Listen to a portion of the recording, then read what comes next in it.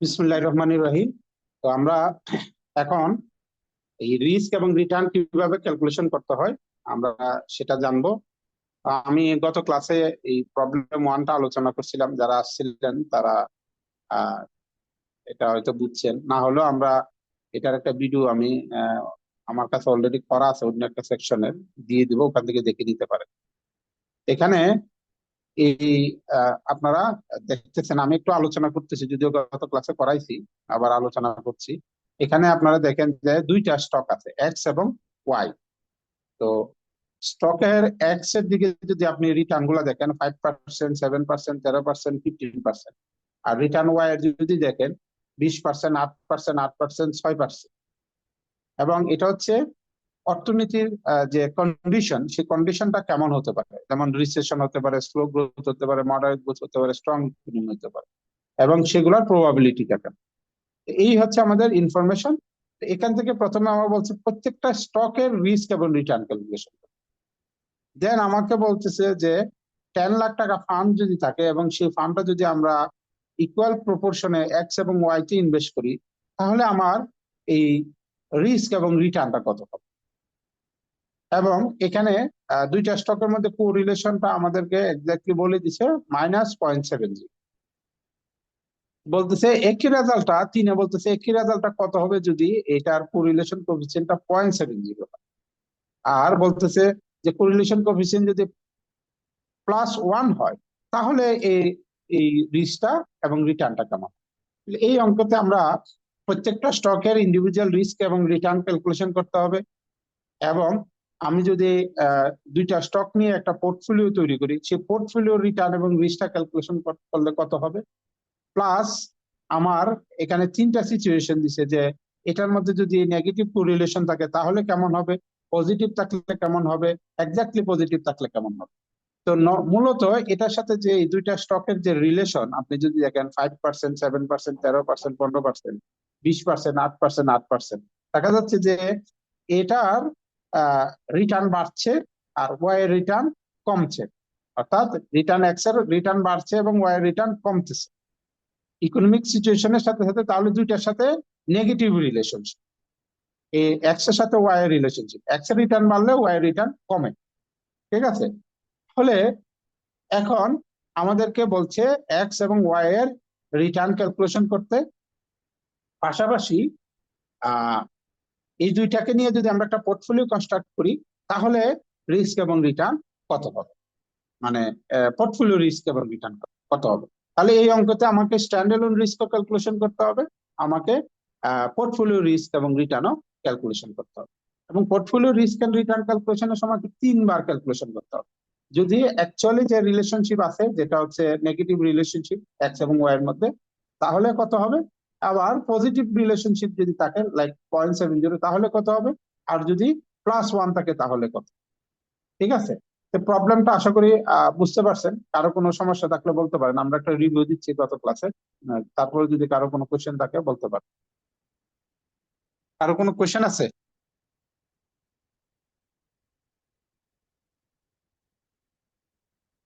না স্যার।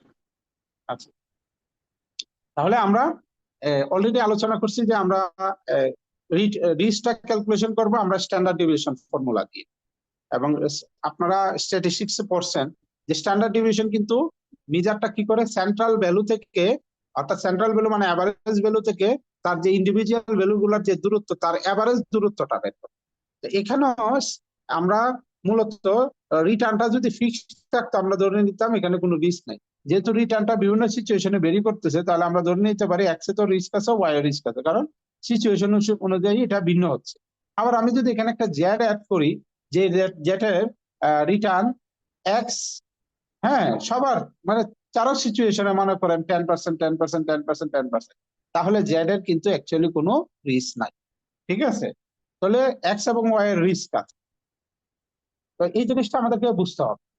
এখন আমাদের এটাও বুঝতে হবে যে এই রিটার্ন রিস্কটা ক্যালকুলেশন করে আমরা স্ট্যান্ডার্ড ডিভিশন, তো স্ট্যান্ডার্ড ডিভিশন স্ট্যাটিস্টিক্স আমরা পড়ে আসছি। এখানে আমরা ফর্মুলাগুলো একটু ভিন্নভাবে অ্যাপ্লাই করব, যা শিখতে হবে। তো প্রথমে আমরা দেখেন ইন্ডিভিজুয়ালি প্রত্যেকটা স্টকের রিটার্ন ক্যালকুলেশন করছি আমরা প্রবাবিলিটি দিয়ে। এক্স এবং ওয়াই রিটার্ন গুলাকে গুণ করছি, গুণ করে যখন যোগ করছি প্রত্যেকটা স্টকের রিটার্ন আসছে আমাদের 10% করে। খুবই সিম্পল, আপনি প্রবাবিলিটি দিয়ে গুণ করবেন, তাহলে এটা যেটা বের হবে এটা হলো এক্সপেক্টেড রিটার্ন। ঠিক আছে, অর্থাৎ এক্সপেক্টেড রিটার্ন এখানে 20% সম্ভাবনা আর রিটার্ন হচ্ছে 5%, তাহলে গুণ করলে 1, এটা হয় 0.4 ওয়াই এর ভ্যালু। এইভাবে করে আমরা প্রত্যেকটা গুণ করব, যোগ করব, তারপর উপরে যোগ করব, তাহলে দেখতেছি আমরা expected return from x and y is 10% and for both x and y, এটা দুটার জন্যই সমান। এখন এটা তো আমরা রিটার্ন ক্যালকুলেশন করবো, রিস্কটাকে কিভাবে ক্যালকুলেশন করবো আমরা বলছি স্ট্যান্ডার্ড ডেভিয়েশন ফর্মুলা।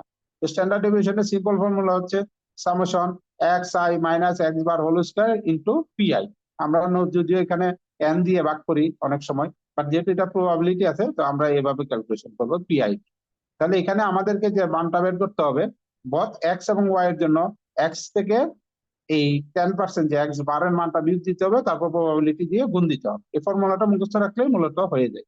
তাহলে আমি দেখেন প্রথমে এক্স এর জন্য ক্যালকুলেশন করলাম, ঠিক আছে, তারপর এই যে এক্স এর মান লিখলাম, এক্স বারের মান লিখলাম, তারপর এক্স থেকে এক্স বারের মান বাদ দিলাম, তারপরে স্কোয়ার করলাম, তারপরে প্রবাবিলিটি দিয়ে গুণ করলাম, করার পরে যখন সাম করলাম তখন এটা 15.4 হলো। এটা ভেরিয়েন্স বেরিয়েছে। ভেরিয়েন্সটাকে আমরা যখন রুট ওভার করবো তখন এটা স্ট্যান্ডার্ড ডেভিয়েশন।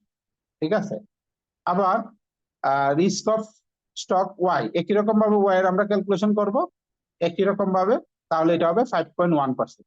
তাহলে দেখেন এটা হলো 3.9% আর এটা হলো 5.1%, তাহলে আমরা বলতে পারি ওয়াই এর রিস্কটা বেশি। ঠিক আছে, তাহলে এইটা বের হলো আমাদের স্ট্যান্ডার্লোন রিস্ক, এটাকে আমরা বলি স্ট্যান্ডার্লোন, অর্থাৎ এক্স এবং ওয়াই এর ইন্ডিভিজুয়াল রিস্ক 3.9% এবং 5.1%। তাহলে আমি যদি ইন্ডিভিজুয়ালি ইনভেস্ট করি তাহলে আমার কিন্তু এক্স এ ইনভেস্ট করাটা বেটার, কারণ আমি এক্স এ 3.9% রিস্ক নিয়ে আমি 10% রিটার্ন পাচ্ছি, কারণ বথ স্টকের আমার 10% এক্সপেক্টেড রিটার্ন। আবার ওয়াই এ আমি 5.1% রিস্ক নিয়ে আমি রিটার্ন পাচ্ছি 10%। তাহলে স্বাভাবিকভাবে আমি যদি একটা স্টকে ইনভেস্ট করি তাহলে আমি এক্সটাকে চুজ করবো, ওয়াইটাকে চুজ করবো। ক্লিয়ার কিনা? আরো কোনো কোয়েশ্চেন?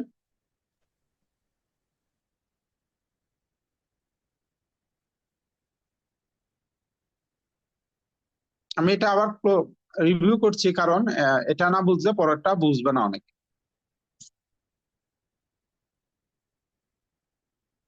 Anyone, any question?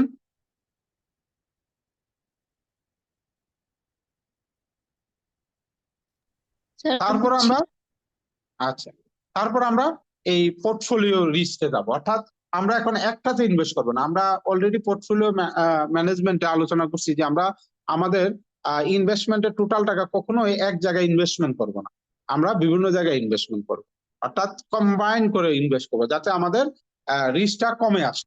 তো পোর্টফোলিও করলে হয় কি রিস্কটা কমে আসে কিন্তু রিটার্নটা সেম থাকে।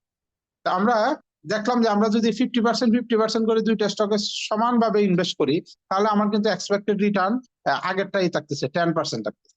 আমরা 50% আমরা এক স্টকে ইনভেস্ট করলাম, ওয়াই স্টকে ইনভেস্ট করলাম, রিটার্ন কিন্তু 10%ই থাকছে। আবার আমি বললাম যে স্ট্যান্ড অ্যালোন যদি আমি ইনভেস্ট করি তাহলে আমি কিন্তু ওয়াই ইনভেস্ট করবো না, এক্স ইনভেস্ট করবো। কিন্তু আমাদের যে ইনভেস্টমেন্ট যে থিওরি আছে সেখানে বলে যে কখনোই এক জায়গায় ইনভেস্ট করতে নাই, মূল টোটাল টাকা কিছু ভিন্ন ভিন্ন জায়গায় ইনভেস্ট করতে, তাহলে হয় কি এটা একটা পোর্টফোলিও হয় এবং পোর্টফোলিও রিস্কটা একটু কম থাকে এবং রিটার্নটা সেম থাকে। তাহলে দেখেন আমার রিটার্নটা সেম থাকলো 10%, বাট আমরা রিস্কটা এখন ক্যালকুলেশন করবো। তো অনেকে করে কি অ্যাভারেজ, এখানে এটা আমি কিন্তু অ্যাভারেজ রিস্ক বলতেছি যে এটা কিন্তু অ্যাকচুয়ালি রিস্ক ক্যালকুলেশনের কোনো নিয়ম না। তা আমরা একই রকম ভাবে যদি রিস্ক ক্যালকুলেশন করি তাহলে 4.5% আসে, বাট এটা রিস্ক ক্যালকুলেশন করার কোনো নিয়ম না। রিস্ক ক্যালকুলেশন করতে হবে অলওয়েজ আমাদের স্ট্যান্ডার্ড ডিভিশন যেভাবে ক্যালকুলেশন করি সেভাবে।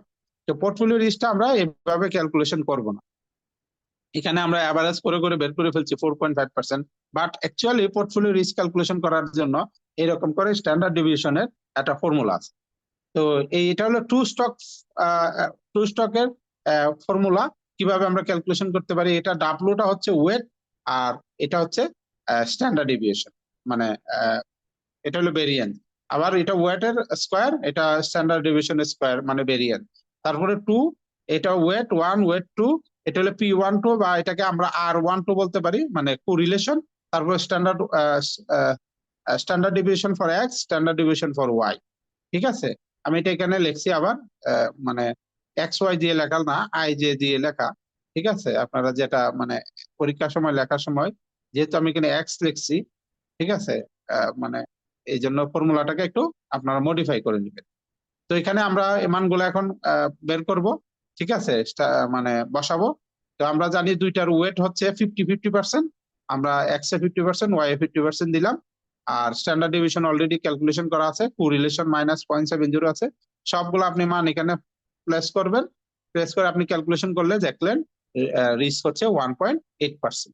তাহলে আমার রিস্ক কিন্তু আমি যখন পোর্টফোলিও করলাম রিস্কটা কমে কিন্তু 1.8%-এ চলে আসলো, কিন্তু আমার রিটার্ন কিন্তু 10% ঠিকই আছে। ঠিক আছে, অর্থাৎ পোর্টফোলিও করার কারণে আমার রিটার্নের কোনো পরিবর্তন আসে নাই, কিন্তু রিস্ক অনেক কমে আসছে।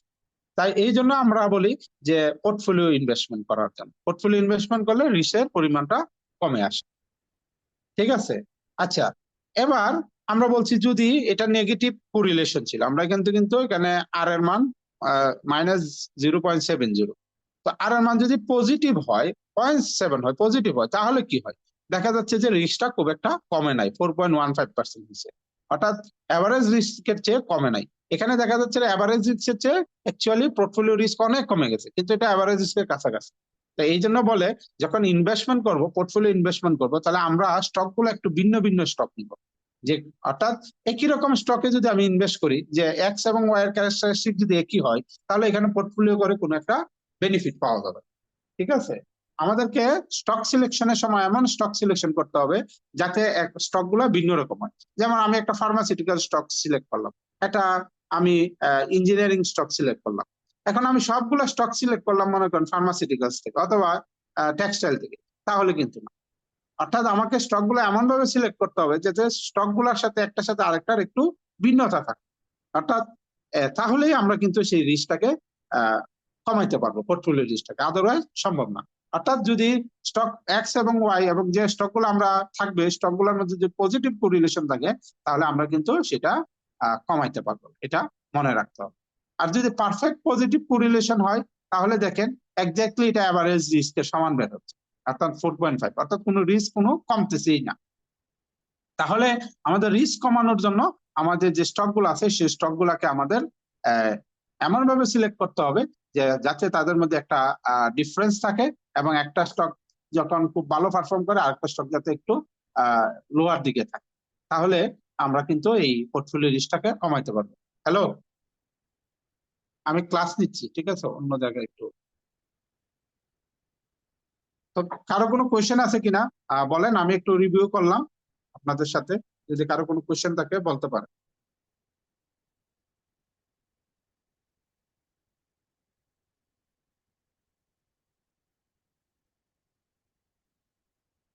Anyone? Any questions?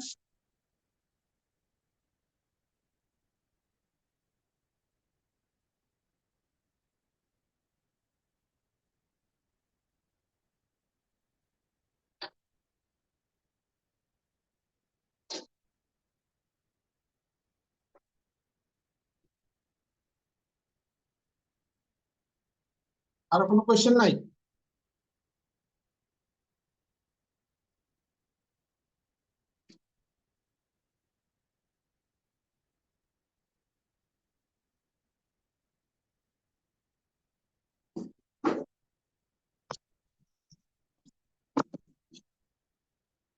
কি বাবা, একজনের কোনো কোয়েশ্চেন নাই? কথা শোনা যাচ্ছে আমার? জি স্যার। একজনেরও কোনো কোয়েশ্চেন নাই? স্যার বসছি। আচ্ছা, ঠিক আছে, তাহলে আমরা পরের অঙ্কতে চলে যাই। ঠিক আছে,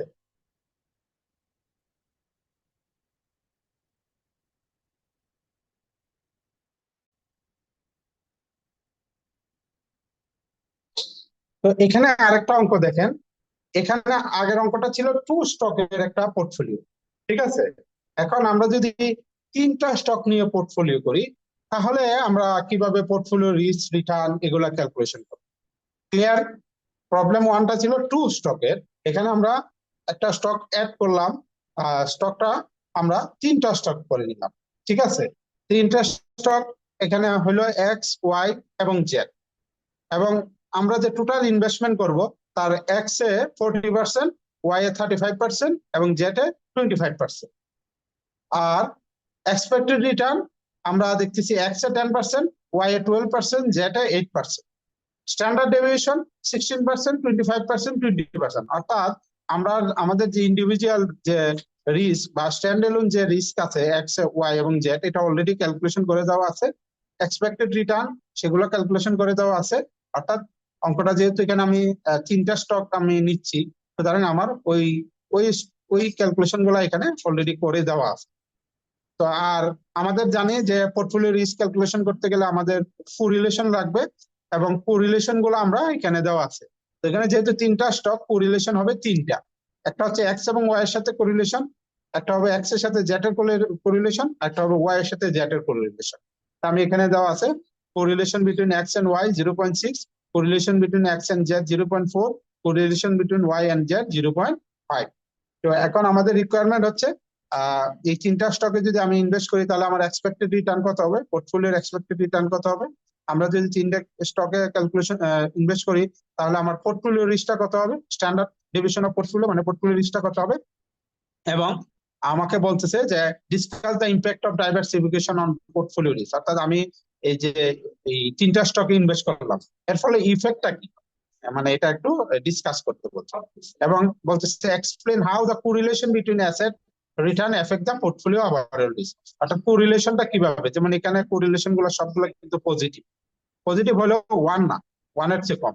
অর্থাৎ বলতেছে কোরিলেশন গুলো কিভাবে স্টকের যে পোর্টফোলিও রিস্ক আছে সেটা কিভাবে এফেক্ট করে, ঠিক আছে? তাহলে আপনারা বুঝতে পারতেছেন যে আমরা এগুলো কিন্তু আলোচনা করছি যে কোরিলেশন কিভাবে এফেক্ট করে। কোরিলেশন যদি নেগেটিভ হয় তাহলে পোর্টফোলিও রিস্ক কিন্তু কমবে, আর কোরিলেশন যত ওয়ানের কাছাকাছি হবে তাহলে পোর্টফোলিও রিস্ক কিন্তু কমবে না।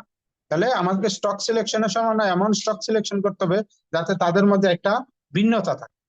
যাই হোক, এখানে সবগুলো আমরা পজিটিভ দেখতেছি, পজিটিভ থাকলেও ওয়ান ওয়ান না, ওয়ানের চেয়ে অনেক কম আছে।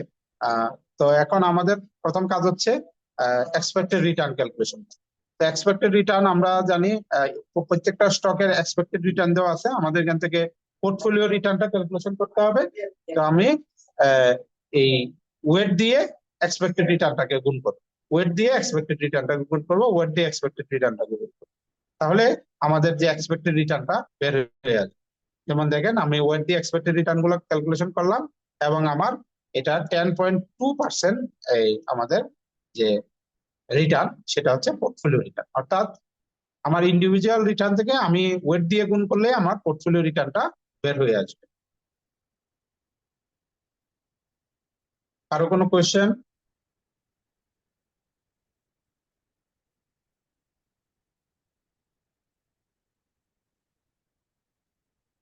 কারো কোনো কোয়েশ্চেন আছে? আচ্ছা, না স্যার। এরপর হ্যাঁ বলো। স্যার কোয়েশ্চেন নাই। বলো। আচ্ছা ঠিক আছে। এখন এই standard division for three stock, এটা আবার কিন্তু একটু মুখস্থ রাখতে হবে। এটা একটা মানে আগেরটা ছিল টু স্টকের, থ্রি স্টকের বেলায় হচ্ছে প্রথমে আপনি ওয়েট ডাব্লিউ এক্স মানে হচ্ছে এক্স এর ওয়েট, এটাকে স্কোয়ার করবেন, তারপরে স্ট্যান্ডার্ড ডিভিশন অফ এক্স এটাকে স্কোয়ার করবেন, ঠিক আছে, একটা ক্লোজ। তারপর Y weight Y square, standard division Y square, weight Z square, standard division Z square. তারপরে টু ডাব্লু এক্স মানে ওয়েট এক্স ওয়েট ওয়াই, ঠিক আছে। তারপরে হচ্ছে standard division X standard division Y, correlation between X and Y, একটা part শেষ হলো। এরপর যাব আমরা এক্স এর সাথে জেড এর, তাহলে 2 into weight of x weight of Z, standard division of x standard division of Z, correlation of x Z. তাহলে আরেকটা কোরিলেশন রয়ে গেল, আবার 2 লিখবো, 2 লিখে ডাব্লু এবং ওয়াই এবং জেড এর কোরিলেশন। তাহলে এটা weight Y weight Z standard division Y, standard division Z, correlation of Y Z. ফর্মুলাটা দেখতে অনেক বড় মনে হয়, কিন্তু আপনি যদি টেকনিক্যালি মনে রাখেন কিন্তু ফর্মুলা ইজিলি আপনি মনে রাখতে পারেন। বুঝতে পারছেন? তাহলে আমরা এই ফর্মুলাটা লিখবো, তারপর মানগুলো আমরা এখানে বসাবো। মানগুলো বসানোর পরে তারপর আমরা রুট ওভার করব। রুট ওভার করলে আমাদের যে পোর্টফোলিও রিচ সেটা আসছে 11.7%। আমি ভিতরে ক্যালকুলেশন গুলো আপনারা পারবেন, এগুলা যেহেতু ফোর্থ সেমিস্টার উঠে গেছে আমি দেখাচ্ছি। ক্লিয়ার?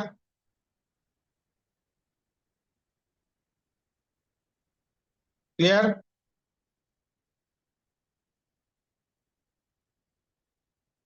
Yes, sir.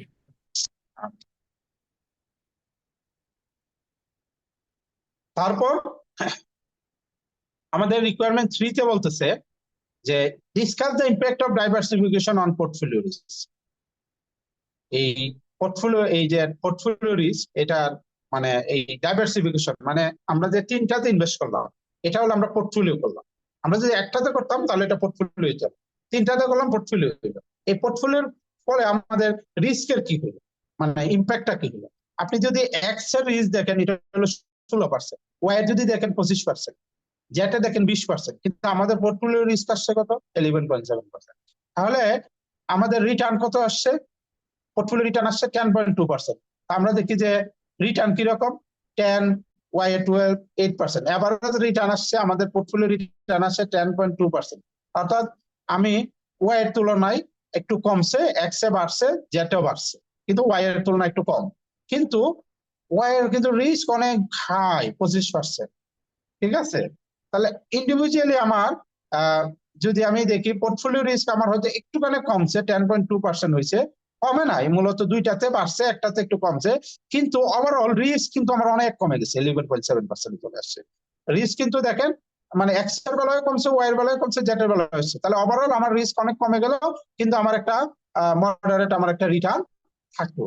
তাহলে আমরা আমাদের বাস্তব জীবনে আমরা চাইবো সবসময় রিস্কটাকে একটু মিনিমাইজ করতে। বেশি রিস্ক নেওয়াটা ভালো না, ঠিক আছে? সবাই বেশি রিস্ক নিতে পারে না। দুনিয়াতে কিছু মানুষ আছে যারা হাই রিস্ক নিতে পারে, কিন্তু আল্লাহ তাআলা মানুষকে সৃষ্টি করছেন যারা অনেক বেশি, মানে অধিকাংশ মানুষই অধিক তারা রিস্ক নিতে পারে না।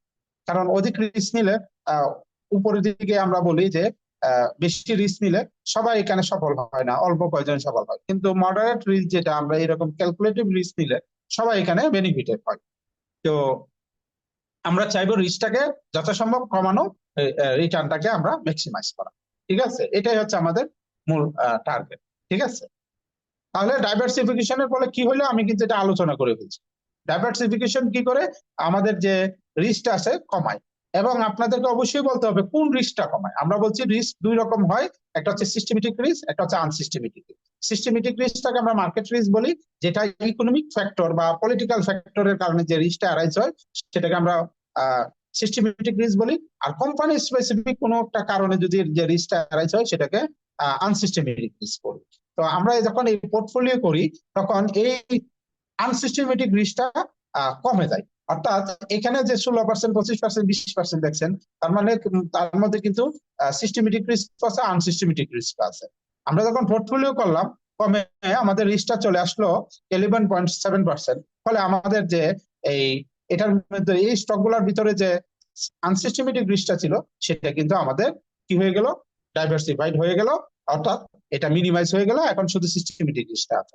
অর্থাৎ তাহলে আমরা এই পোর্টফোলিওর মাধ্যমে আমরা রিস্কটাকে কমাইতে পারি। এবং পোর্টফোলিও সিলেকশনের সময়, স্টক সিলেকশনের সময় আমাদের স্টক গুলার মধ্যে যে বৈশিষ্ট্য কোরিলেশন সেটাও আমাদেরকে একটা দেখতে হবে, কারণ কোরিলেশনটা আমাদের এই রিস্কটাকে কমানোর ক্ষেত্রে একটা বড় ভূমিকা পালন করে। আমাদের 4 নম্বর কোশ্চেনটা এটাই ছিল যে explain how the correlation between asset return affect the portfolio overall risk. তো আমি বলছি correlation measure the degree to which asset return move in relation to each other. মানে তাহলে কোরিলেশন যদি নেগেটিভ হয় তাহলে আমাদের কিন্তু এই কি হয়, মানে পজিটিভ কোরিলেশন হইলে তাহলে খুব বেশি একটা পোর্টফোলিও রিস্ক কমে না, নেগেটিভ কোরিলেশন হইলে অনেক কমে। আর যদি জিরো কোরিলেশন হয় তাহলে মানে এটা ইন্ডিপেন্ডেন্টলি মুভ করে। ঠিক আছে? তো এই আনসারটা আপনাদেরকে লিখতে হবে যদি পরীক্ষা এরকম থাকে। এখন আপনাদের কোনো কোশ্চেন থাকলে বলতে পারেন। আমরা কিন্তু 3 স্টকে আলোচনা করলাম। 3 স্টক নিয়ে যাদের যদি আপনাদের কোনো কোশ্চেন থাকে তাহলে কিন্তু আপনারা বলতে পারেন।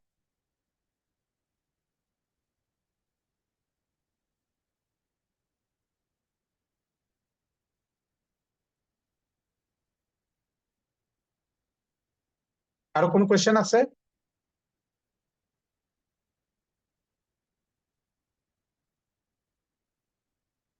তাহলে ঠিক আছে, এই পার্টটা আমরা রিস্কের এই অংশটুকু আমরা কমপ্লিট করলাম। আমি এটা ভিডিও আমরা ইউটিউবে দিয়ে দিব, ওখান থেকে করার সময় দেখতে পারেন। তাহলে এই পার্টটা আমরা কমপ্লিট করলাম, ভিডিওটা অনেক বড় হয়ে যাবে, আমি